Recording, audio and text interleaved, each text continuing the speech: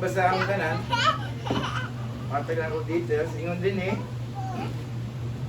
sa Daniel 6 verse 10, ingon din, but when Daniel learned that the law had been signed, he went home and knelt down as usual in his upstairs room, with its window open toward Jerusalem. He prayed 3 times a day, just as the always done, giving thanks to his God. So, ang pulong sa Ginoo, nagpasidungog, I pray na magatag kini kinatog taas pa nga pagpanlantaw sa atong pagpangalagad sa Ginoo, labi na sa atong pagtuo diha kaniya through prayers, no? Ang Dios mao mamuhat karon sa matikusan nato mag-ministry or mag-minister sa matikusan nato nga kasing-kasing ang atong buhay nga Dios. Amen. Dalaygon ang atong buhay nga Dios. So mga kaigsunan ko, kining Book of Daniel, kung ato ni siyang basahon, very ako ani kung nagbasa sa first pa na ako ni nga ibasa gyud ako ning Daniel katong estudyante pag ko. No, but mutatak din siya kanunay nako. Sa ako bang ginaingon dati nga bisan pagpila ka teaching o preaching mo itudlo niya ning Daniel, naagi kay makuha bisig sa tamatag usa lang ka verses. Dagdag kay gitudlo niya dinhi sa pulong sa Ginoo kung unsa ta mag-serve sa atong buhay nga Dios. Unsaon nato nga pagpangalaga nato sa atong buhay nga Dios, luyo sa mga pagsulay, luyo sa mga imposibleng butang, makapadayon ta uban sa dako nga gugma nato sa atong buhay nga Dios, no? So dire ang kung imo ning basahon ang Book of Daniel, makita nato dinhi na dili lang gugma sa Ginoo ang gipasabot dire, kundi usa kada kong gugma sa Ginoo at usa kada kong gugma sa iyang mga alagad ngadto sa Ginoo despite sa ilang nagihan nga sitwasyon. Mohatag og details niani kining Book of Daniel, mao ni ang panahon sa paghari sa Babylon, no? Sa panahon pa ni King Darius ug ni King Nebuchadnezzar, no?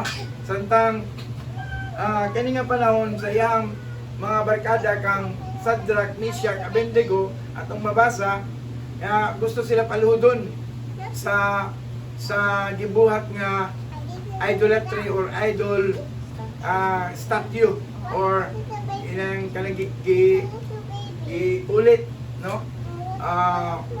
Para lang muday kung musimba, but kung imong tan-awon mingon sila bisan pag dili mi tabangan sa among buhay nga Dios, dili mi muday sa inyong Ginoo. So makita nato kung gibutang na sila sa pugon nga giingon pa dito nga mas gidublihan pa ang kakusgon, but dito na-recognize sa usa ka king nga nakita nga namuntahan siya pila ka buk dito, di ba tulo ra man tong anong nahimong mangupat. That is the foreshadow of Jesus Christ, no?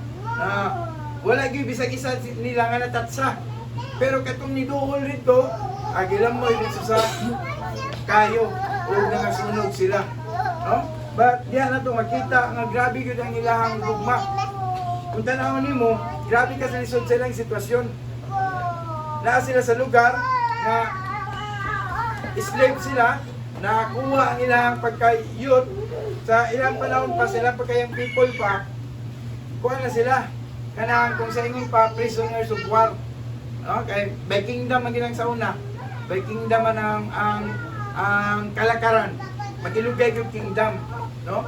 Labi na sa panahon ni King Saul, magilugay yun na pag-grace sa Ginoo og kingdom through king, especially the kingship of Saul, mag-inulugay siya through King David hanggang na niabot na ila Daniel.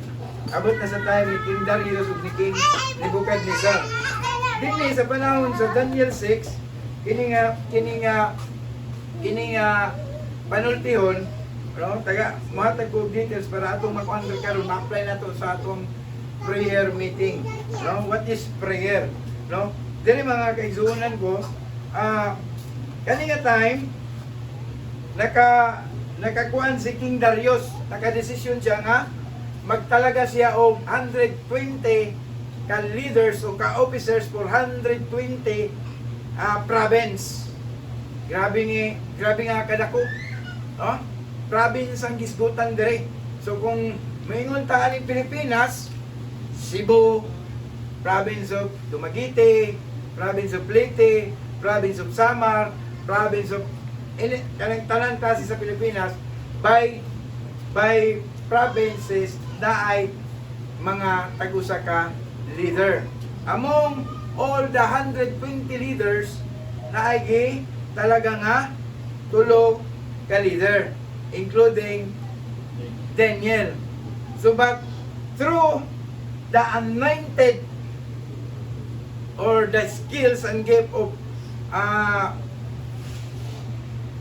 Daniel and his persistency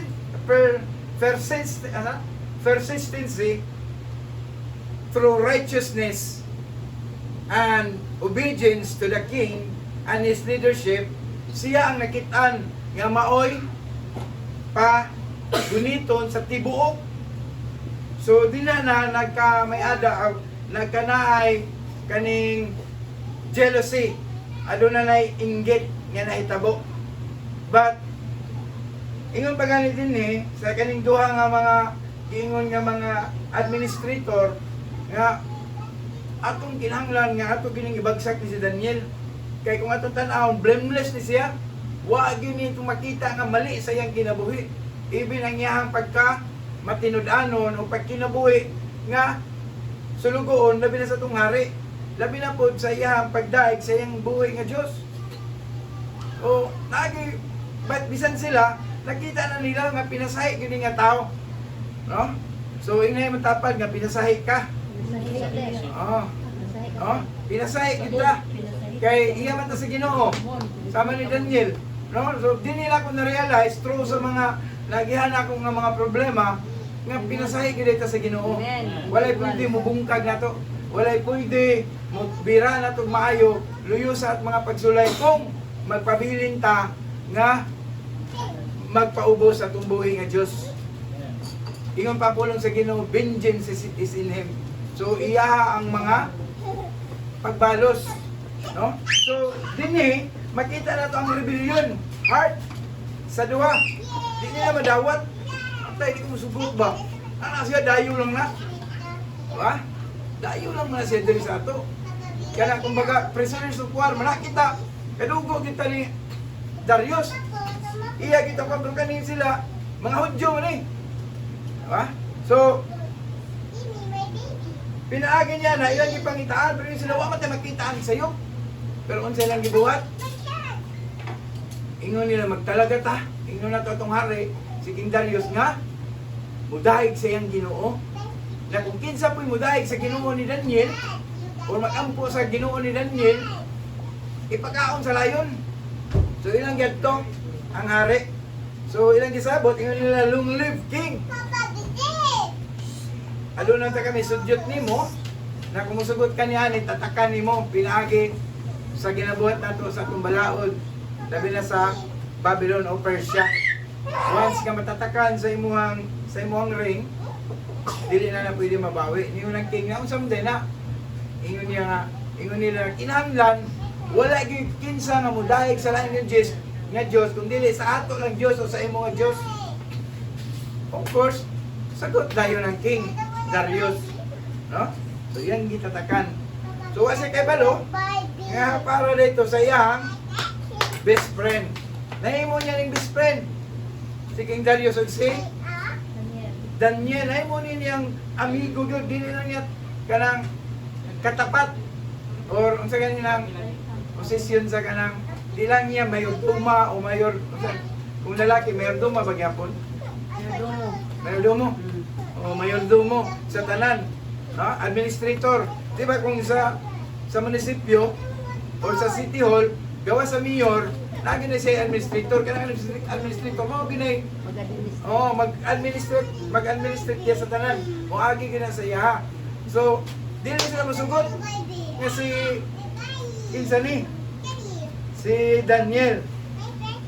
Pero ang natabo, iyang tatakan sa iyang ring. So, sa niya nga pangitabo, sa pagpatawag ni King Darius, sa pagbasa niya sa maong nga balaod, sa diyan nakibalo si Daniel, wala na gid siya ilahin nga reaksyon. O sa iyang gibuhat, ingon sa 10, o bisan diri sa 9, ingon diri, and now, your majesty issue and sign the law, so I cannot be changed on official law of the Medes and the Persians that cannot be revoked. Dili na gid usab, no? So ingon diri sa 10, sa diyang pagbasa, unsa ni?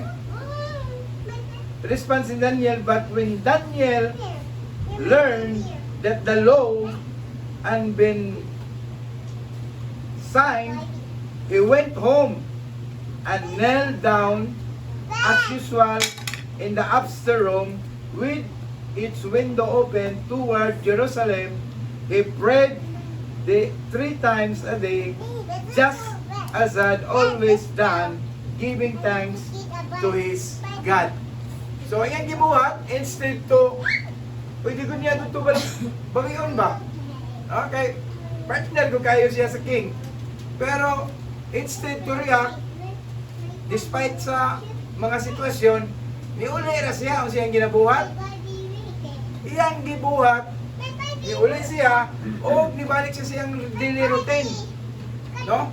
Makita na ito dito, nga iyang isaka siya siyang balay, disulod, isaka sa upper room, gabrihan niyang window. O niya nag-pray siya, the God whom served by Abraham, Isaac, and Jacob. Natubang siya sa, bisan layo kayo sila, natubang siya dito sa dapit sa Jerusalem. No? So, din na, makita na to kung unsa ang reaksyon ni Daniel. So, naitulog ka karakter diri nga ato ang istoryahon karon. Actually, daggan gini siya, but pinaka-importante as we go and open our outreach and mga Bible studies and tanan nga bulaton sa Ginoo, mao ni ang atuang sugdan, no? Kay mao ni siya ang backbone nga sa simbahan, no?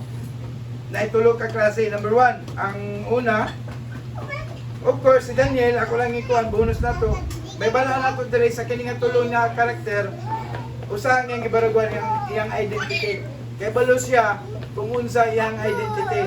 Dapat pud sa tuwa karon, makaibalot ta sa atong identity through the situation and circumstance sa atong pagpangalagad sa Ginoo. No? Sa ako karon, before kumukuha nani, tanan mga kabalakan ako, gipasagdan na ako na. Di na ako sige kuha na. Actually, pwede na kong minimo ito sa dulag, nakadawat man sinuba itong bonus, ng adong, pwede na ito na ako i-core motor para mabalik ang mga tricycle. Pero, hindi na ako, unahon na itong Ginoo. No? So, tanan mga kabalaka, pagpadong, pagbalik, ibaliwala na ako na siya. Bisan karon, bisan kabaktas ako, gaunsar ako, malipayon ko, na nagsugod sa pagpangalagad sa Ginoo. And I believe na yun man pulong sa Ginoo, and the Lord God rejoice when the works begin. So, kanay magisugdan karon bisag mao pa yung pagsugod diha, malipayon ng Ginoo nagtanaw niya na palagpagan nato tong buhay ng Dios. No? So, number 1, nga usa ka karakter ni Daniel nga dapat na nato kini, despite of all circumstance, no? Ang iyang response through prayers. Iman-an ginato permanente, no? Wala siya laing gibuhat, imbis nga moangal siya or sa kalisod, iyang giampo. Kaya balugod siya, nga moampo siya, mamatay siya. Kailabay siya sa layon, ipakaon siya dito. Diba? Pero yan gibuhat. Sometimes, atong ginabuhi ba, Remind gapon ko ganyan, pag inulisis nila. Once nga yatag kita na ito, hindi na kita mabalaka, si Lord na ginabala sa tanan. Kaya para na ako, ingon ang Psalm 23, no? Ingon din na, in the middle of your enemy, or in the presence of your enemy, God will prepare a table. No? Pag si Lord ang mag-prepare ng table nato, sigurado yun ko, di lang ka mabusog, di pa kita mahutdan. O na nga, kung si Lord lang yun ang atuhang saligan sa itong kinabuhi, mawala yun itong kabalaka, naaragin tayo kakontentuhan. Kaya kung di na ganit si Lord, ang atuhang isaligan sa itong kinabuhi, bisa kung saan itong paningkamot, the end of the days, kapuyon na kita, masyurt pa kita. Pariya sa akong kinabuhi. No? Asa ko na bikin sa akong kabalaka. O ako ginanggiyangkon. Nga tanan karon luyo sa mga pagpaningkamot nato, iuban yun nato o ako pagsalig sa Ginoo. Nga sa atong pagpananom, sa atong pagpaninda, sa atong pagpanrabaho, isalig nato nga si Lord ang magpanalangin nato. Si Lord maghatag kusog sa mga kadlaw. Si Lord maghatag kaalam sa bisag unsang sitwasyon. Sometimes, reklamo daw yun ta sa mga butangan din nato makita. Bitaw? Oh? Kung nito utag Diyos, pero ang kita sa Ginoo. Di ba, BJ? Pero, mutugal itagdagom, kung sa'yo po sabot, uwan, ang sa'yo itong buhaton. Di ba? Mangipo sa dinayhay, maupo na sa itong pagtuo. Kung nito utang ang Ginoo, sa panahon sa kalisod, angay na natong pasalamatan, kaya nag-andam na ang Ginoo sa abray ng kalangitan. Palakpakan na itong buhay ng Diyos. Muna nga, kay Daniel, bisa kay Balo siya nga mamatay siya, niday kung yampo siya sa Ginoo. Iyang gisalig ang tanan sa atong buhay ng Diyos. Imana nato na ha, sa tanang sitwasyon sa tuwang kinabuhi, ayaw yung wala ang pagampo. Pagampo na yun. Nakay di kalagutan, di ka release, iampo. Nakay kinahanglan ka mga ipasaylo, pero mauwaw ka, iampo para makaduol ka. Yung hana, yung bagay ni King David, no? Katong kapitalan siya, prophet ka King Nathan, sa diyan nakasala siya, ingnan siya sa propeta, ikaw.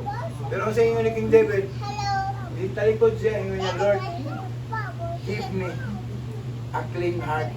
Sa ato kong kinabuhi mga kaigsuunan ko, we must to start desires to love God. It is impossible to love God without desiring Him. Imposible kaya na may tabo sa itong kinabuhi.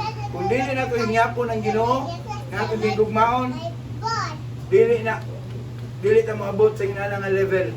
Pero katong hingyapon ng Ginoo, makita na sa imong pagsugod, sa imong pagpanulti, sa imong pagpananaw, sa imong paglakaw, o sa imong ginabuhat para sa Ginoo nga kinasing-kasing. O kantanan mamunga, overflow na siya. Ha? Sa ako nang giingon, walay lit sa ginabuhi. Naara na to kung mubalik ta pagpaubos sa Ginoo.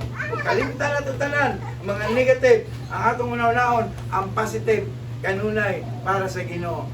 Kung nakaremember mo nga akong gibuyan diri nga, yung niyaron gugna, there are two things in our life that we buried.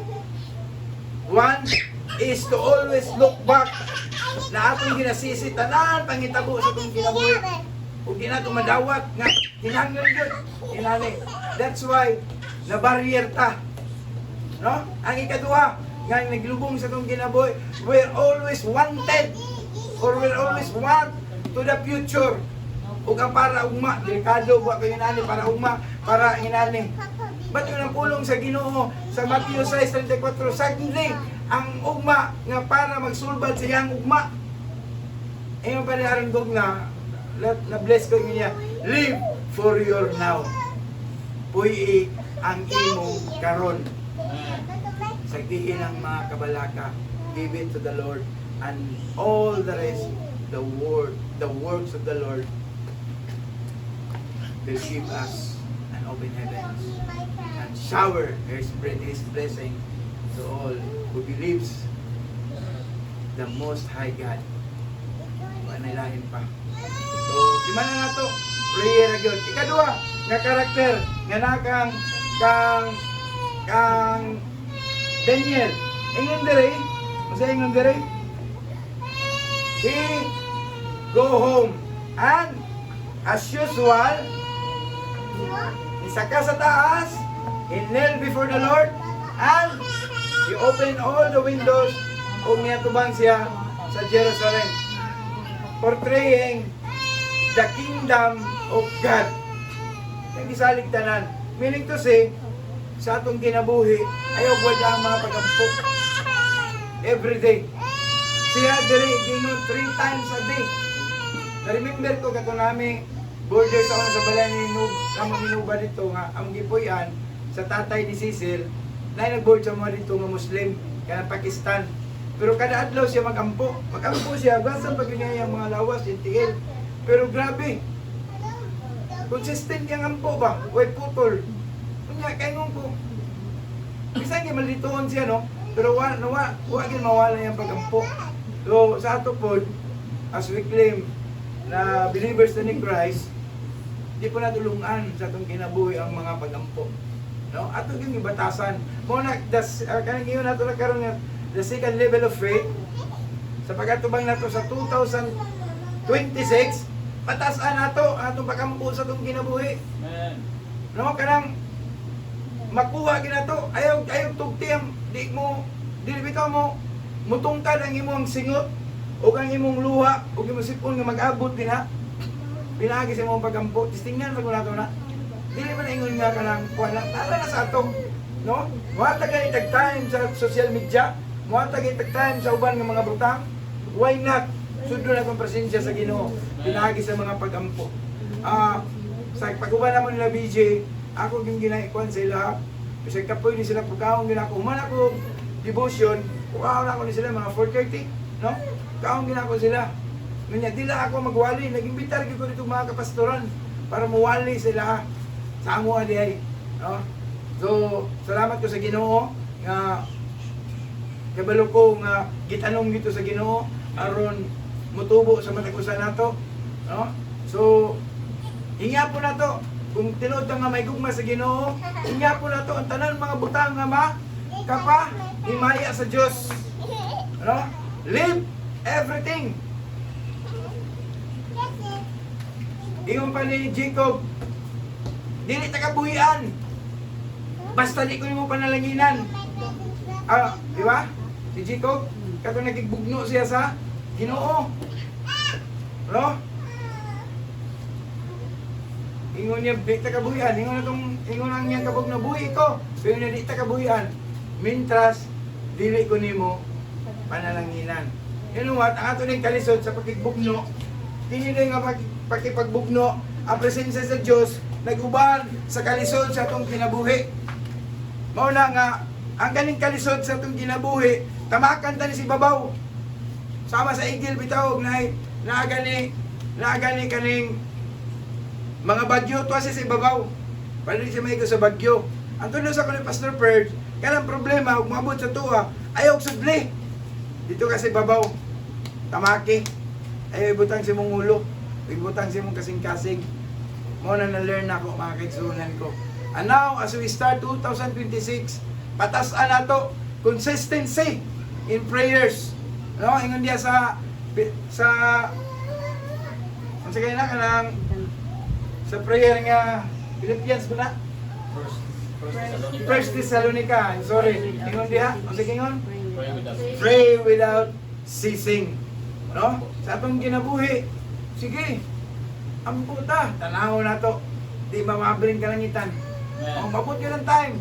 Nga once ka atong tikangan, kini nga mga buluhaton. Mabring kalangitan para sa atong mga kaigsunan ko.